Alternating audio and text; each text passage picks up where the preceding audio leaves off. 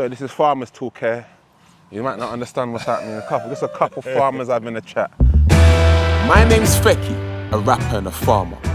And this is season 2 of Put to Farm. In season 1, you probably saw me get hit by a cow and chased by a sheep. But now we're back, and it's bigger and better. Music was my escape from gangland.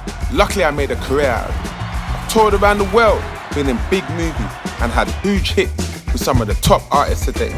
But whilst having all that success, I was still battling anxiety and trauma from the street.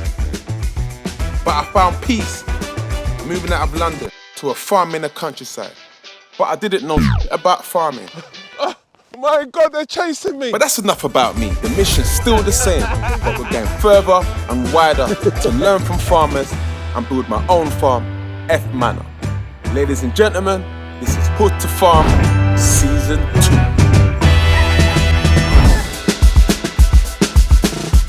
So today is a good day.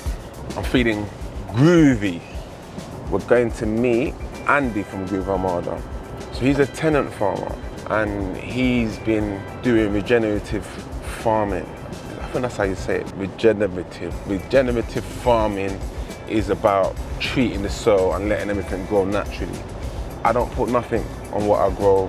I don't put no pesticides on what I grow. Everything I grow is organic. So yeah, it feels good to go and see someone else who's like from a music background and now they're farming. Groove Armada, if you don't know, it's a really, really big band back in the day. They've got songs like Super Styling. They've got, what's the other one? I see you, baby. Shaking that ass, shaking that ass. So yeah, man, I'm excited to go meet them and link up. So today, we're pulling up on Wildfarmed. And to be honest with you, it's such an amazing feeling to be pulling up on a legend, a musician like myself, both of us on farms. I think this episode is going to be special and informative. What's happening? No. How you doing, Andy? How you doing, man? You all right? Nice to meet you. Nice to finally meet you, yeah. Legend. Yeah. Legend, man. Likewise. Do you know what's so funny? I was coming up here and I was thinking to myself, like, how ironic is it? Myself from a music background, yourself from a music background on a farm. Guys, I've got to make a quick disclaimer because I look really tiny, but the fact is he's really tall. He's like 6'7" or something and I'm like 6 foot. So yeah, it's all about balancing. I want to learn about regenerative farming. Obviously you're going to tell me today, but just thanks for having me, man. Yeah, no, it's a pleasure. It'd be good to have a little walk around and see what you got around there. Do you know what I mean? Let's go down to the grain store and see where it all ends up. Let's go, let's do it. How many people work on the farm? So it's me and Ed who's around. Yeah. And then depending on the job that needs doing and the equipment that we need, we work with different neighbours. Yeah, so I think it's the best thing to have a community, isn't it, really? Yeah. You know what I mean? And then within Wildfarmed there's 150. There he is. There's something going on the There's something going on the farm, I tell you. Within Wildfarmed we've got 150 farmers and that community has been really important in like having this collective sense of mission because it's bloody hard, you know, as you see. They've been pushed into a real corner. Basically, I guess what we're trying to do is we've got to a point where things aren't really working for farmers. Yeah. Soils are quite knackered. Yeah, definitely. So they're not resilient to droughts and floods. Yeah. And you need more and more purchased inputs to make stuff grow. Yeah. And because the soils are knackered, the health quality of the food is going down. So no one's really winning. So what do we do about it? And the idea behind regenerative farming basically is to say rather than kind of replace nature's systems, we're going to try and copy them. So it sounds organic, no? It's basically what the founders of the organic movement wanted. Basically, at the moment, we've got a food system that's kind of based on chemistry. And what they wanted was a food system that's based on biology. Do you know what I'm liking straight away? Is Andy's passion for regenerative farming. He's obviously done his homework about it. I've always heard mixed reviews about it, but that's why I'm here. And this is the whole mission. We're going to find out all there is to know on regenerative farming and we'll have the conversation about it in the comments. I'm getting there. I'm getting there slowly. It's bouncing, it's getting there slowly. So this is this year's wheat harvest. Yeah. So if you bite into that, inside there is where your flour comes from. Yeah. And then... biting. put my teeth on it. Don't break a tooth for it. And yeah, I mean, when you talk about precision technology, you think about what's going on in the seed. Yeah. It is nuts. So like everything that you need to make a wheat plant is in here. Okay. And there's all these seeds are sat there waiting for the conditions to be right. Yeah. And as soon as we take them out of the shed and put them back in the field for next year's crop, they detect it's the moment to go. Okay. And they're off.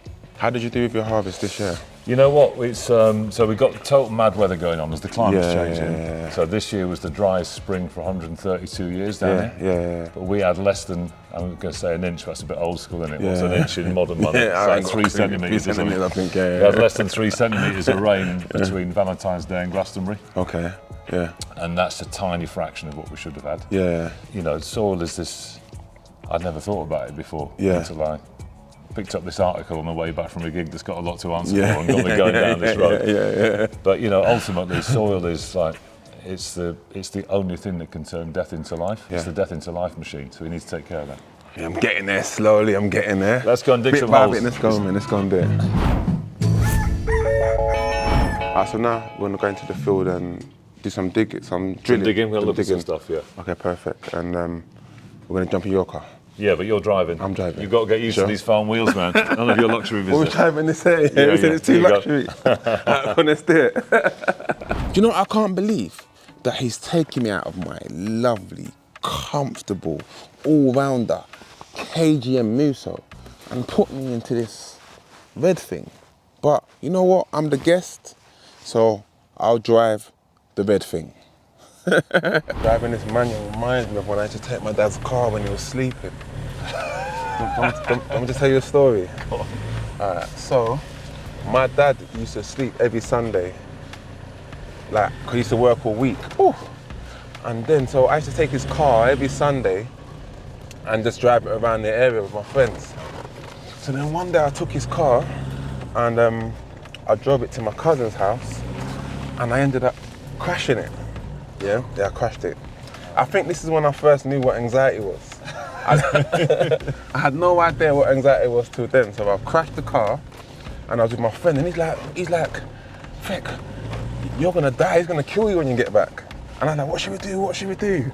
He's like, leave the car, just leave it and go back and put the key back, yeah? And I did that. And down to the right.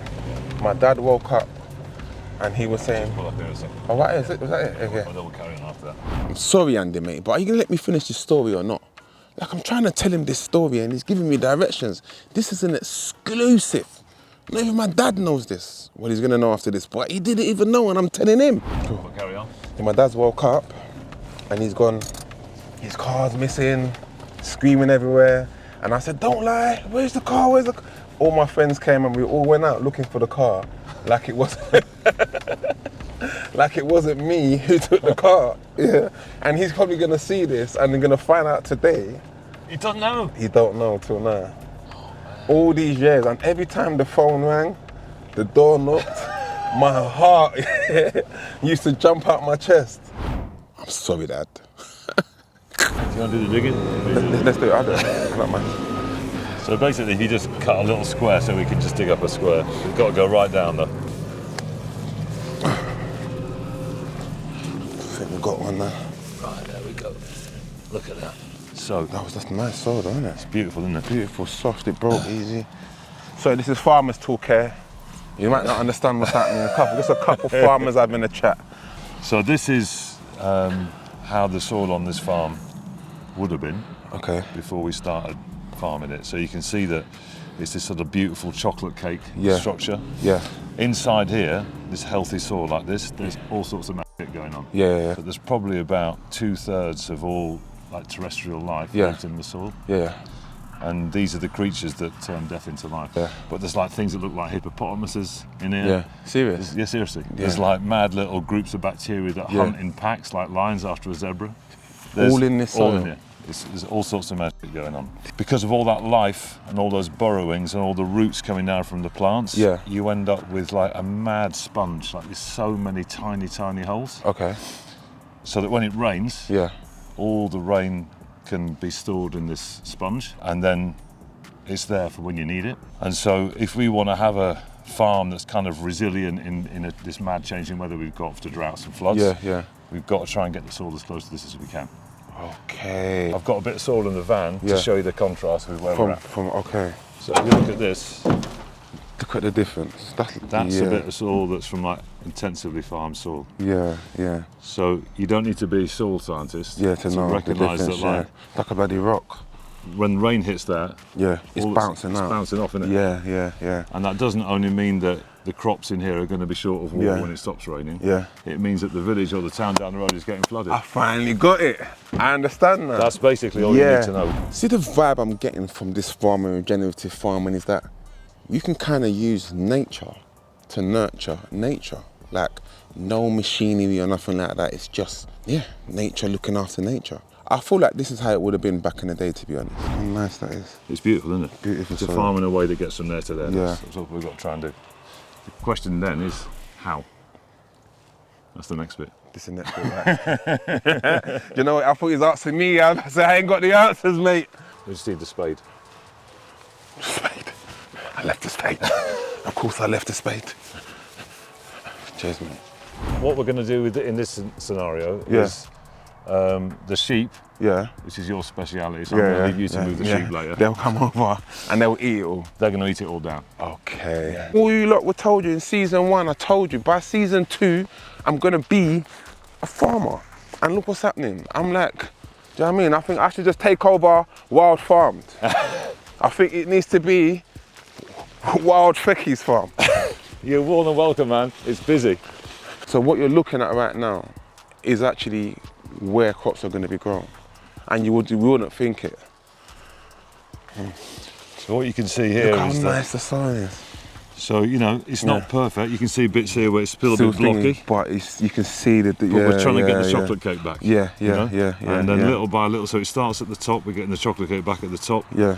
And then it will keep going down. Hey, I don't know about you, but right now I feel like some chocolate cake with custard, dairy-free, and some sprinkles, you know what I'm saying? So everything you said makes a lot of sense. And to me it does, even looking at the soil, this is exactly how I want my soil to be when I'm growing. Why are farmers not like leaning more towards this? There's a lot of bits to that, and you know, one of them is that farmers have been pushed into a system that's basically yield at all costs. That's what governments wanted, that's what society wanted, and just whatever it takes to get there. Yeah. And that's now got to a situation where the finances in farming are a nightmare. You know, Definitely. you're paying loads of money for all the inputs. Yeah. The price for what you sell is shit. Yeah. So you're in this really, really tight financial squeeze. Yeah. The weather's getting more and more mental. Yeah. So like in the context of all of that, if you've been doing a certain thing a certain way for a very long time, when you're really under the cosh and under stress, you're not in a place where you can just think, actually, I'm going to try something radically different. The reason why we set up Wildfarmed was to try and create this community, sense of mission, people can supporting each other, and teach each other. And let's sort try of and things, build it. With music, mate, like, did you get the feeling of like anything mental health wise, burnt out? Yeah, we went through some, me and Tom went through some dark days on that, And do you feel like farming helped you like mentally and stuff? That's what happened with me. I'm just wondering if it's the same with you. One of the things it does is like it goes from a world in which you know, everything's like a 0.01 second Google search. It just changes your perception of time. So like everything that you try is going to take a year. And you just get forced into these longer cycles. And you also realise, like in my case, I've maybe got, if I'm lucky, maybe 20 harvests left. And it just that brings a lot of perspective to things in a positive way. I think it's like, I remember when I came back from playing in Ibiza, and I was just starting going with the vegetable growing, which is what got me into the farming afterwards. And I've been doing, we were flying high, and so we were doing these private villa parties for, for the high and mighty. I know them private villa parties, man.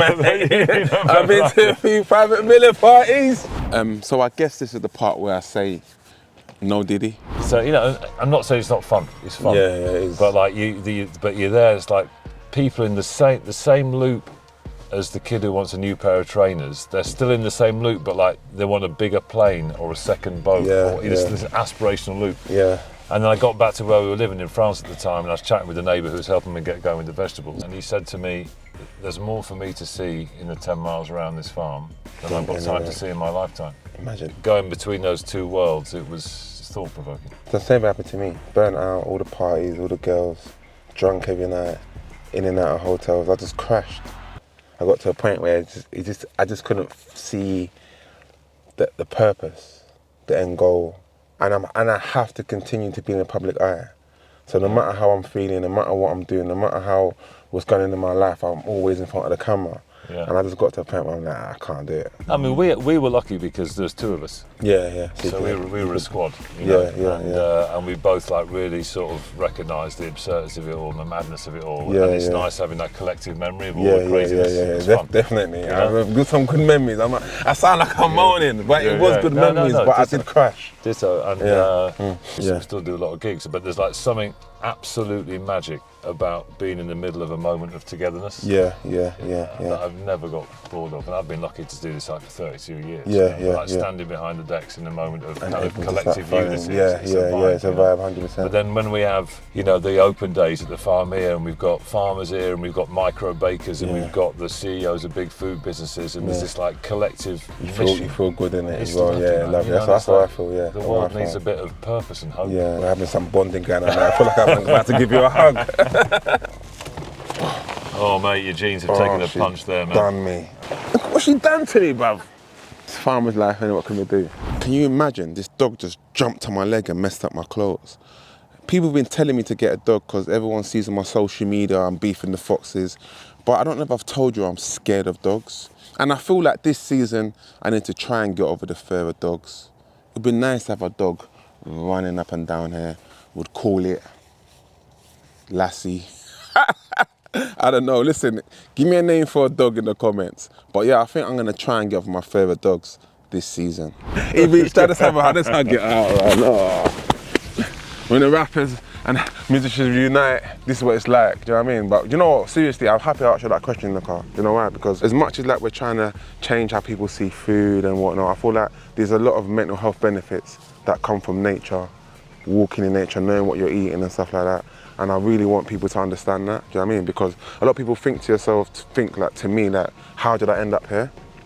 Sort of thing. And that was the thing that got me here, was actually me just trying to find peace in my mental health. And it's led from one thing to another, growing, chickens, whatnot. And now I'm here with you, do you know what I mean? So when I spoke to you in the car, I was happy that you thought the same way a little bit, do you know what I mean? Yeah, and what we've got to do now is, we've got to recognise the mental health of farmers. It's shocking. Shocking. It's shocking. And you can totally see why, just pushed into such a corner with it all. Yeah. That's a good point from Andy. Like, I do talk about how farming has helped my mental health, but there is a lot of farmers out there that are under pressure. They're more on a bigger scale, and they're really, really suffering under the pressure of farming. And I just pray that farmers see a better day, honestly. Tap me in her circles. Hercules loves me. Yeah, so this is the wheat just coming up. So those grains we saw in the barn? Down there, yeah. Where's this going? The wheat? Yeah. So obviously I grow for Wildfarmed. Yeah. So what happens is all the Wildfarmed growers will be planting their winter wheat, and their spring wheat, and their oats and their barley. Yeah. And then when harvest comes, we gather it all up. Yeah. We take it to different storage places that we've got. Yeah. And then it will go into the Wildfarmed loaves that are in the supermarkets. Yeah. It will go into the pizza at Franco Manca or Ars Pizza or into Nando's Buns, or we work with lots of everyone. That's good. However you grow anything, the only measure when it comes to sell it is how many tons you've got. How many tons you've got, that's it. How you grew it, it doesn't matter. No one cares. Nutritional quality of it, no one cares. It's just how many tons you've got. Okay, I get it. It's a bit mad. If you're building a food system from the beginning, you probably wouldn't do it like that. So here's why I hit a crossroad. Andy's growing the wheat. He's using no synthetic fertilizers, no pesticides. He's looking after the ground and trying to help the ground. But then another farmer uses all the stuff I just mentioned, but they're paying the same price. The other farmer is getting more yield and is getting less. Where's the incentive? I just don't understand like where the incentive for someone that's trying to help the ground against someone that's using the old school methods. I don't know. Let me know in the comments what you think. And the quality of this is better. Oh, it's all down to, I'm going to say it again. Yeah. It's all down to chocolate cake. I like this chocolate cake thing, by the way. I like it. I like this chocolate cake. Are you still making music? A little bit, yeah. Not like the albums like we used to, but still doing the old club tune. We should get in there. We should do something. We should do something, shouldn't we? Yeah, that'd be fun. We should call the song Old MacDonald.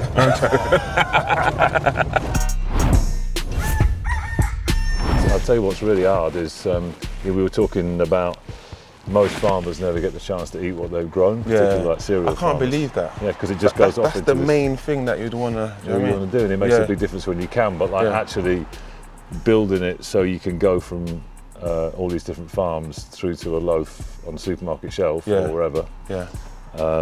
So that it's segregated all the way down. Yeah. It's expensive and it's hard, because that's just not how things are set up. But that's, if we want to give people on the high street a choice to get involved, that's what we've got to do.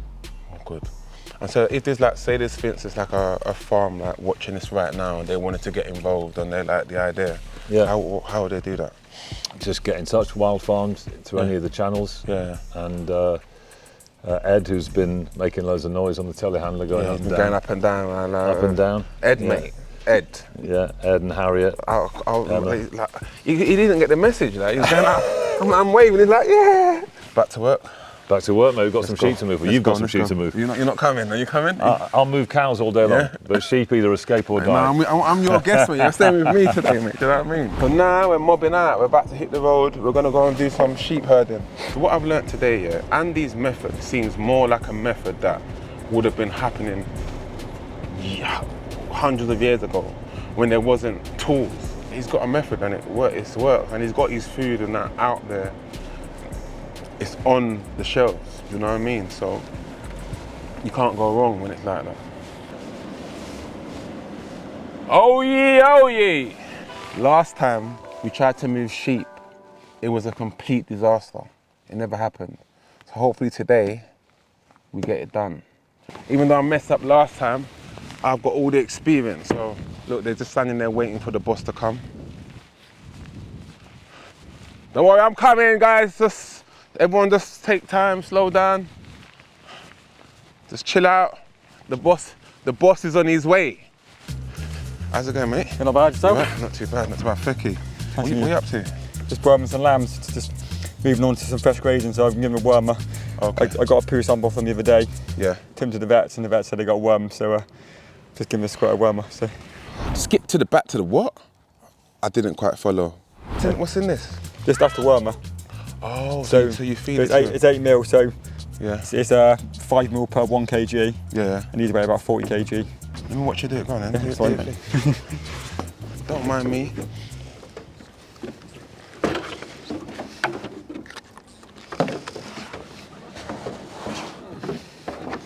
These sheep are not as big as the last sheep. So somehow, I don't know how it's happened, I'm getting to do some herding. Do you know what I mean? It's always good to know a guy. Oh, oh my God, I just jumped. Alright, so right now I'm gassed.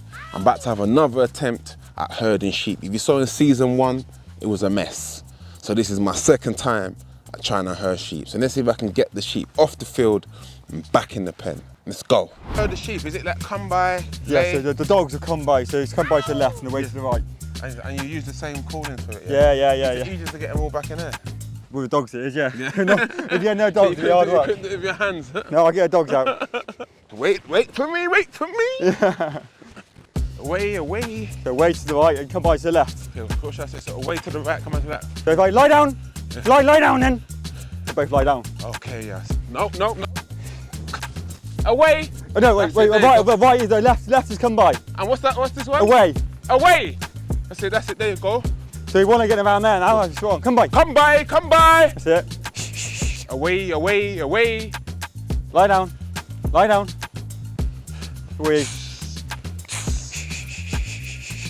Go on, girls. Fly away. No. Leave it. Fly, leave it. Lie down. Come by. Is it? Bro, what is it with me and sheep? This is always a mess. Oh, boy, leave it. Flipping lambs. There you go. That'll do. Lie down, Fly, lie down. Oh, sorry, there's one gone around the back, mate. Ready? Yay! Back to the job. Yes! No. Out, Fly, get out, Fly! No, stop. Out. Yes! That's what I'm talking about.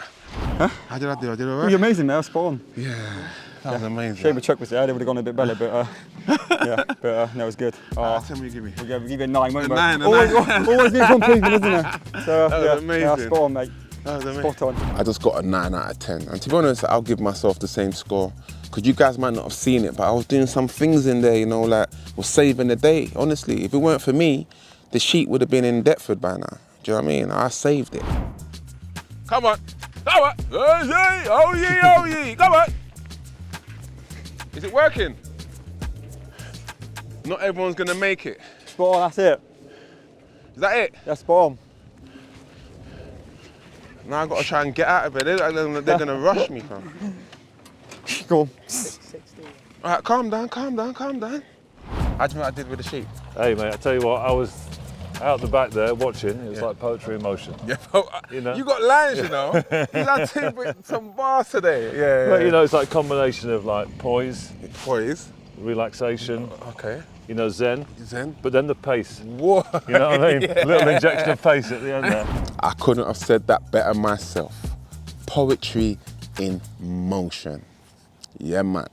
Sound like an album cover.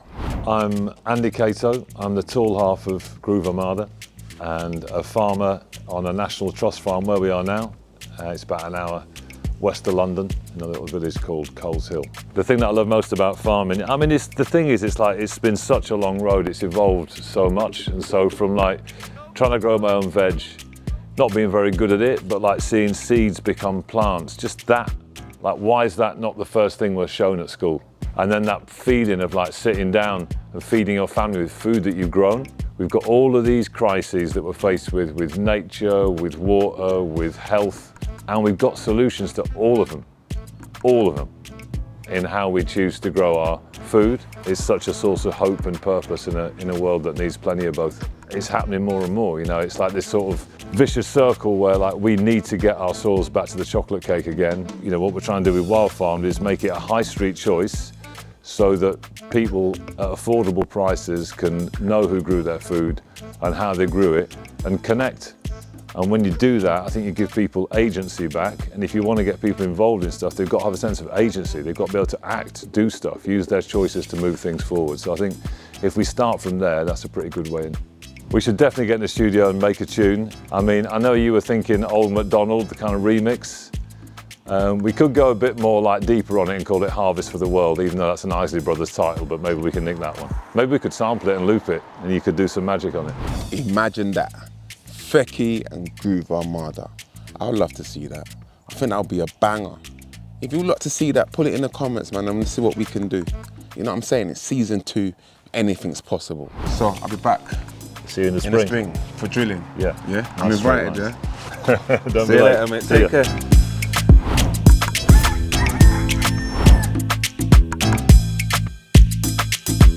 Let's take a walk on the farm. So I'm gonna go and check my mate Brian and see if he can give me some help with this lice problem. So yeah, this is Brian, the guy I always talk about but no one sees. The man, the myth, the legend. When I first came here, I knew cool about chickens. You still know nothing. Is this them there? Yep, in that one. Okay. There you go. So these are the legs they're laying already. Yeah. They're laying out little ones, they'll get bigger. Yeah, these are nice, they look fresh. Yeah, they sit for you. And they sit. All right. Sit. Do you see what you've done? You made it sit down. Sit. You're a good girl, aren't you? See my new babies. Do you know what already? This is my favourite one, it's dark. She's darker than the rest of them, isn't it? She's off. Scratch me, look what you did. Sit. You never had all these before? No, I've got 17 now, unfortunately. Unfortunately. Do you see what I mean when I'm saying about his setup? He's flighty though, isn't it? Oh yeah. Well, he's got his girlfriends down there. He wants But to how get did in. he get up there? He just flies up. He's been drinking Red Bull. He's got wings. So what, these that were staying here till they get big? A little bit bigger, yeah. I didn't want them to go out too soon because we've got a lot of cats living next door. Oh, well, the cats go for him, yeah? Yeah, well, yeah. But she'll probably have a go at the cat. She female? Yeah. I'd be worried if it's a boy. Sit. You're no good with the girls. When I don't pay attention, you're gonna come back. What did I tell you?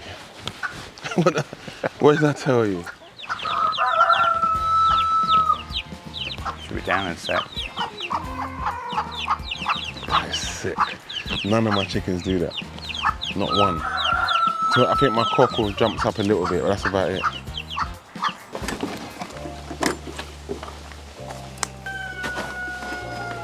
Right, I've got them. Perfect. Right. Okay, so you got the eggs out there. Yeah. Put those down. Okay. Now this is like a fire extinguisher. Yeah. So when you pull that lever in, Yeah. it's going to go off Everywhere.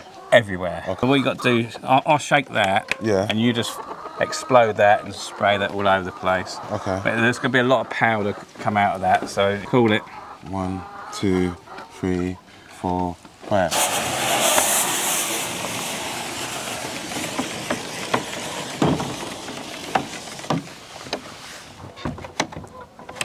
That's it. That's it. Oh, that's simple. That's simple, yeah. That's easy. Yeah. And that will kill all the lice. Yeah, well, so you can see it gets into every nook and cranny. That's the way I do it. Done. That's easy. Yeah, that's wicked. It keeps it down, all your mites and your lice. I must say I like this shirt, mate. I need to get one of them shirts. So yeah, this is the legend. Brian, you lot finally met him. Gave me my first chicken, put me on, and I ain't looked back since. I've taken over. You can do. Yeah, you can move in. I wish. I'm flipping learning like 4 years later, I'm flipping learning to flipping clean lice. Come on. In. Come on. Follow the leader.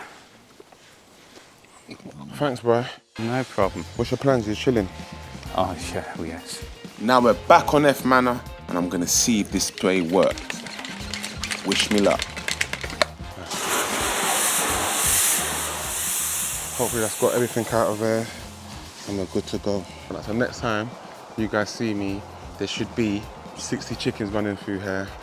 Some blue layers, white layers, brown layers. And I'm thinking about letting Nugget out, but I'm gonna let her get a bit bigger. There you go, you already know. Yeah. So guys, it's season 2. And I've been spoiling you so far, I know. But I told you it's gonna be bigger and better.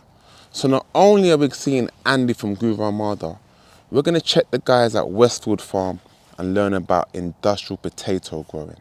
I told you. I'm gonna spoil you.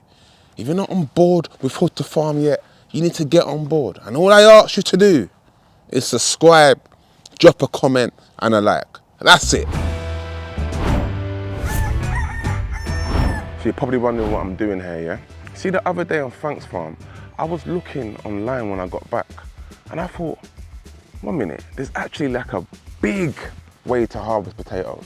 Because I do it on a small scale, Frank's was a bit bigger than mine, and then you got stuff like this. So we're here now, Jonathan, you can see them in the background doing the harvesting of the potatoes, and we're gonna get involved, man. Apparently we're gonna do some harvesting, we're gonna do some potato picking, so the bad ones and that, and bagging it up. Just like old school days, man. Just like my naughty days, you get me? Oh. But it's man, you look young. Well, I am. How long have you been doing farming for? Since I was born, really. Is it? Well, so it was my granddad's farm, Yeah, then my dad's farm, yeah, and then I've taken over. So I worked as soon as I left school, yeah. so 15, 16, Wow. straight onto the farm. So you've been, so like, how long's that been? I don't know, give away your age. 44. Is it? 44. Yeah, you're a good one. Nice to meet you though. Thank you. Do you know what? It's really good to see like some younger farmers, man. That he's double my age. You know what I mean? But yeah, it's really good to see. Can you show us like what you're doing, how it works? Yeah. The machine on the front cuts the tops off. Okay. Yeah. And chucks them out the side. Yeah. Then you've got this share in here, the silver bit. That goes under the potatoes. Okay. Lifts them up. Yeah. And then sieves the muck. That's why you got the web, all the bars. Yeah. So the muck falls through. Yeah. Potatoes stay on. Potatoes stay on. Over the back. Yeah. Then you've got a cleaning system. And they go up the elevator and drop down into the trailer. Oh, is that what I saw the trailer going next year? Yeah. Okay. But you have to treat them like eggs. Yeah. So they'll bruise. I don't. Yeah. If you drop them any more about that fur, the potatoes will bruise. Yeah. And then when they get in the chip shops, they have to have someone cut them off because they go like a the black bruise. Yeah. So you have to treat them as carefully as you can. And while the conditions right at the moment are really dry, that's not good for lifting. Do you know, you learn something. I thought you wanted it to be dry before you harvest. You don't want it wet because then we're a bit fussy when it comes to the weather with us farmers. If it's wet, you've got to separate the muck from the potato, which is hard. But if it's too dry, you can't get the muck up the harvester to protect the potatoes. So how long will it take you to do this whole field there? I'll get this done today. Well, like the whole day? Yeah. So that your normal day would be like 7 in the morning? 7 till 7 week. Every day? Yeah. Do you know what I forgot to tell you guys? Yeah, I didn't get to drive that tractor because it's driving itself. It's AI. I feel like AI is taking over. There's a war coming. They're not gonna need us anymore soon. What are we gonna do? So yeah, we're just following him back now. When the potatoes get collected, they get on that truck and then the truck takes it to some other area. I can't remember where it is. But you know what the difference with that tractor? I wanted to drive it, yeah? But you don't even get to drive it. It drives itself. It's like AI is taking over. What's happened? Well, it's just the dust. I got in all the engine and everything and bunged it up. So basically the tractor can't breathe, basically. Oh, so it's got all hot on that? Yeah. Well, do you know what I got for you, mate? Some tools. Love. Let's see if we can open this. Right. Is that good enough? Yeah, that'll do. Oh, I got it. Yeah, look. So all this dust and that is like got in here. So stop the engine like breathing and that. Where did you pull it out from? There? Pardon? Yeah, I can't see where it goes back in now. Oh, it goes there. I thought that's where it went, but oh yeah, there you go. But it don't fit in, does it? It will. Yeah, look, so all the dust blocked up, so you can't get air through to cool it down, basically. Yeah.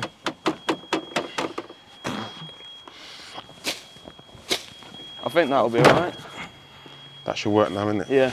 Alright, thank you. You see how I just sorted that out? I'm a farmer. Problem solved. You know what I'm saying? And I'm not for hire, by the way. Not for hire. Listen, who needs the AA when you got big Fekky? You know what I'm saying? Just call me, I'll sort it out. But you can't book me, because I'm booked till next year. You see it? Everything looks like Al Pacino. Telling you. So this is Brian. This is Jonathan's dad. We've met the big man. He's the big man now. Do you know, I'm so happy that he's doing this, you know. Well, my other two grandsons are doing the same thing. Yeah. And the next grandson is a month older than this one. Okay, yeah. And they've all taken on farming? Yeah, the other two work on a bigger farm. Oh, that's amazing. That's good though, because a lot of farmers, like the youngest, a lot are kind of like not wanting to do the farming. So the fact everyone's doing it is perfect. Yeah. What I'm going to do, I'll probably get him to talk you around while I'm on the, because I've got to put them away in the store. Oh, so you packing from there and over there?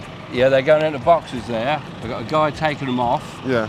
And then I pack them away in the shed. Finally, man's on a big industrial farm. This farm feels big. It feels like it's happening. Do you know what I mean? How's it going? You all right? Not too bad. How's it going? Nice to meet you. Fekky, Nice to meet you. He's my youngest. How you doing? How long you been doing farming for? Since a kid as well? Yeah.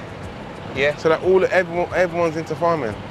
Pretty much, yeah. That's pretty good. much family thing, yeah. So I started sort of in the school holidays. Like everybody really in the industry, you just can't do the holiday thing, and then went to college, done a couple of years at college. And then started full time. And that's good though. That's good. I feel like you don't meet a lot of young farmers like yourself. Yes, I suppose if you compare it to the alternatives nowadays, there's jobs where you can earn more money doing less hours with less commitment. And that's, I guess, is what younger people favour now, isn't it? I suppose part of the problem is that the industry's got so hard to get into. Now, if you're not born into it, it's a very difficult industry to get into. I'm learning that. Because you need a lot of capital to get going, don't you? Yeah, 100%. It's a lot. It attracts like 100 and something grand. Do you know what I mean? And that's without any land. You know, if you want to go and start buying land, it gets very expensive, and then you've got to be able to finance running that farm for potentially 12 to 14 months before you're going to see any return on the investment you've made. So that's quite tricky. I've been trying to tell you guys, and now you're hearing it from a farmer himself. It's expensive to run a farm. We need machinery. And not only that, I'm filming a whole show around it. So you guys need to make sure you're subscribing. I can't tell you enough, I need the support. Do you know what I mean? Otherwise, I'll be filming this whole show on a potato. And also, I think there's a disconnect now as well between people and where their food comes from. Yeah, they don't know. Like, I'll be honest, I thought a potato comes off a tree. When I first planted potatoes, I thought one potato can turn into, I never knew that. But it's fascinating. And if you eat a potato that you've grown yourself, it's way, way better much than better. a shop. It's like people don't know that.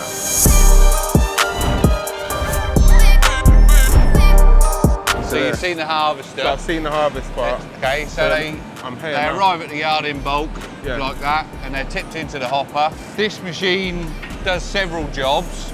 So the first job it's doing is separating the potatoes from any soil that might be in there with them. And then once they've come off the sizing module, they're then going on to the pick and off table where the staff are then taking out anything that's left that shouldn't be in there. So that might be like twigs or like stuff you've got like it, that. or a potato that's been cut in half. There shouldn't be too many of them, but or maybe one where it's been sticking out the side of the ridge. It's been exposed to the sunlight. It'd be green, innit? It'd be green. So we've got to get that. You see, you're picking it up already. I told you, man, I'm a farmer. Can you just jump up? Sure, Yeah. Cool. So like what they're doing in here, they're sorting the potatoes and like taking like all the stuff off of them. So like, if you can see that they've got all these twigs or any split ones, they're taking them off to make sure that they all come out in the right size. Can I help? So what I do, I put soil in there. Oh, that one in there. Okay. He's got fast hands though, he's not letting me get any. Do you know what? Packing these potatoes is kind of therapeutic, you know. All I need is some music, a little drink there. I'll do it all day long, do you know what I mean? Simple, it's like a little game.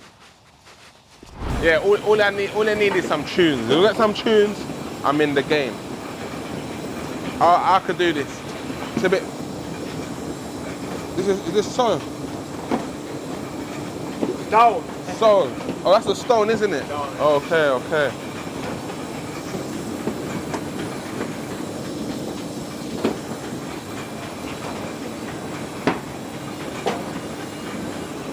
Well, yeah. So that's it. That's my. I've been there for like 2 hours now. I'm out of it. See you later, everyone. Bye-bye. See you later. Bye-bye.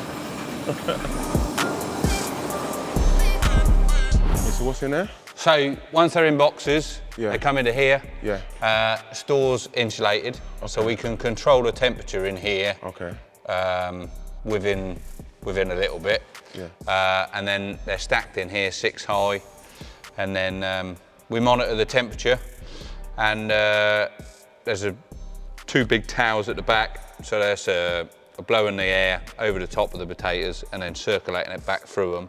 And then we maintain the store temperature between sort of 8 and 10 degrees. Is it like a thermometer in there that you keep? So they're all in the roof. And then once the store's full, we put them down in the boxes, all through the sort of the whole profile of the stack, if you like. And then, monitor the temperatures every day. Come in and check them as a digital readout. Come in and check them, and then... So you check the temperature every day? Yeah, we check it every day, but the system manages it automatically. Have you ever had an issue where everything's just been like basically like, no? Anyone who had a fire about 20 years ago, we've never had any other. Everything's been calm, I mean, you get the odd, every year there might be a few what go a little bit rotten. Yeah. But because they're in boxes, if you get a problem, it doesn't spread.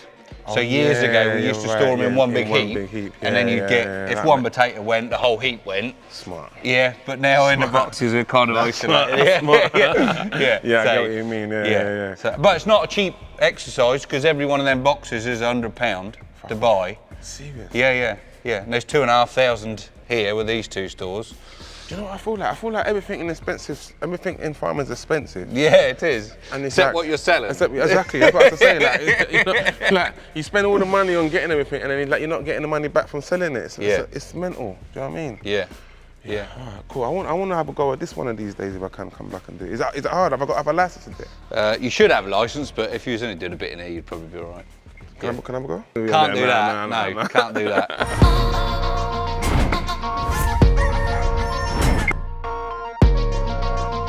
Being able to grow them is one thing, but being able to store them is another set of skills. Yeah. Who's older are you and Jonathan, by the way? Jonathan's older by 7 years. Oh, is it? Okay, okay. But everybody thinks maybe the other way around. No, I'm used to it now. Just asking.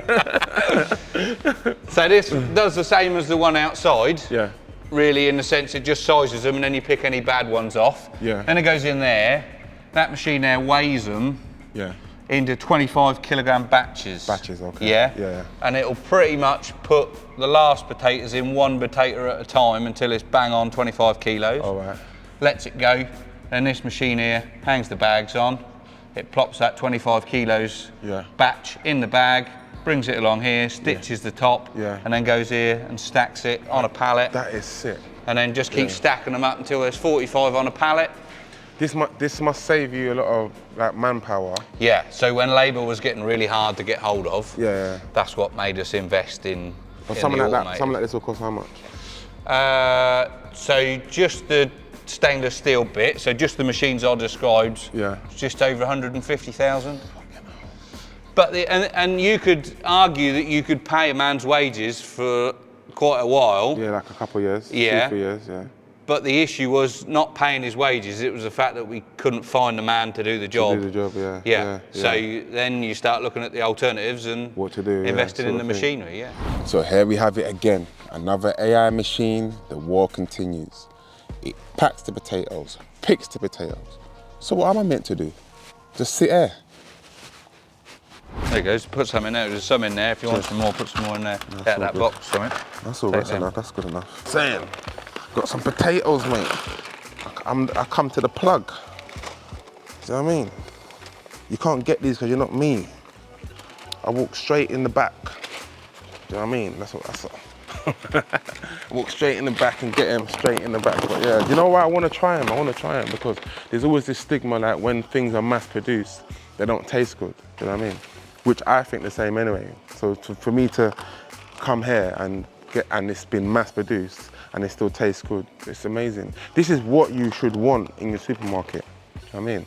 This is what you should want to be able to buy. Like when you buy food off the farm, it reminds me of like how food used to taste when I was in school. Do you know what I mean? And I think over the years, like it's just been watered down with stuff in it. Do you know what I mean? So yeah, got some potatoes, mate. My name's Harry. I'm 16, and I normally do tractor driving. Sometimes do a bit of manual work, but that's only like in the winter when there's not really much like tractor work and all that to do. I like farming because obviously my dad's a farmer and I grew up with him on the tractor and that. So I've been farming since when I was 15, I suppose. As soon as I left school, coming onto the family farm, trying to grow nice potatoes and onions. So 30 years now. So when my grandfather started the business back in the day, we originally were pig farmers. In 5 or 10 years, I'll probably be still helping out probably, but hopefully when Dad gets a little bit older and that, hopefully I'll become manager or something like that, become a little bit higher. Yeah, my favourite part of farming is being outside, working in all sorts of weather, preferably the summer and the spring, seeing the crops grow, then harvest them, get them in the shed so they're safe.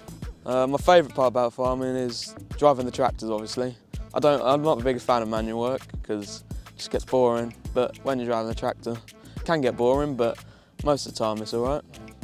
My least favourite thing is probably the fact that we are price takers rather than price makers.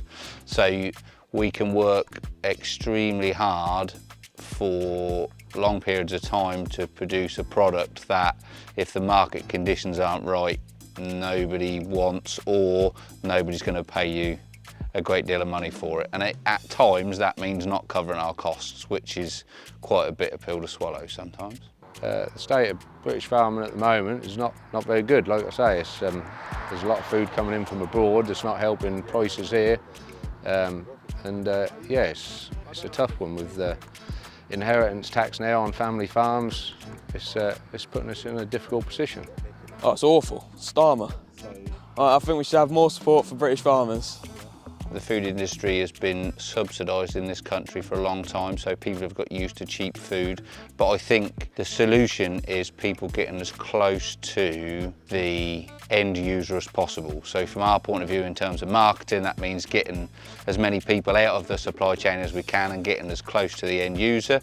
And from a consumer point of view, that means getting down your local farm shop, buying really good local seasonal produce, rather than buying strawberries in the middle of November when they've come from all over the world. He just mentioned something that's very important. A lot of the fruit and veg we eat are seasonal. I grow it and I can only get it at certain times of year. But you guys can go to the supermarket and get it all throughout the year. That's not good. Really and truly, you need to be going to your farms because you're getting it at the right time of the year and fresh. That's a gem. That's a very big gem you're getting on Wildfarmed Farm. Trust me. How did Fekky do today? Dad, what's that thing in the front of the tractor called? Is it a filter? The air filter. The air filters. Fekky done good today because he helped me put the air filters in the front of the tractor because I forgot where it went in after I literally just pulled it out. So give me an Allen key so I can open the bonnet because I didn't have anything to put it in. I'll give him a 10 out of 10. Yeah, I'll give him a 10 out of 10. 11 out of 10, I'd say. 11 out of 10. Mate, what's the catch? Guys, never take the extra. I read it in the book, never take the free lunch. So I'm gonna accept a 10 out of 10, yeah? I'll give him one back. Cheers, mate. As a potato farmer, based on what I've seen today, I reckon a solid 8. 8 out of 10. Well, listen, like I said, I'm gonna accept the 10. Done. It's a tricky old business at times. When it's good, it's really good and there are benefits, but when it's bad, it's really bad. My piece of advice to Fekky would be, enjoy it. If you don't enjoy it, don't bother doing it. I think you have to love it, that's the key. I just want to thank you for having me today. Am I back? Anytime. Anytime. Got my new pal here. Yeah. I helped you fix. I helped him fix the tractor, you know. Do you know what I mean? And he stole my screwdriver. Really know, big Fek. James, I'm out of there. Did I get it right? Perfect. We came, we saw, we conquered. I want to give a big shout out to Andy from Groove Armada and Westfield Farm. This has been a really informative episode. And I'm trying to do different things in season 2. It's not just about laughing and joking all the time. Sometimes we're going to have episodes where we're going to learn. And this one was learning about regenerative farming. And we went from regenerative farming to potatoes to see how guys are doing it the old school way. So when you see me, just say thank you. Guys, it's Wildfarmed Farm, it's season 2. Make sure you're liking and subscribing, and I'll see you again next week. You already know, big Fek. Make sure you lock in next week for episode 4 of Wildfarmed Farm. We're gonna be taking you to the greatest place in the world, F Manor, my farm. Then we're gonna visit Laura at Pet's Palace. Idris is trying to do a thing with Mary through the fence. It not go work. So we can see how social media plays a part in farming. That's like one of the gals in the club and I start to like, come here, baby. And you know I'm scared of dogs, so we're gonna go and see a hypnotherapist. You just made them all fat and sassy. To see if we can get over my fear. Too aggressive, or if it's like just barking, you need to be the one in control. Sit! No! Exactly. And lastly, I'm gonna take you up and down London while we go on my turkey drive with my foundation, CC Foundation. delivering turkeys to families over Christmas. Make some noise for yourselves, everyone. I told you, we're back, bigger and better. So make sure you subscribe and drop a comment and turn on your notifications. It's Hood to Farm, Season 2. Yeah!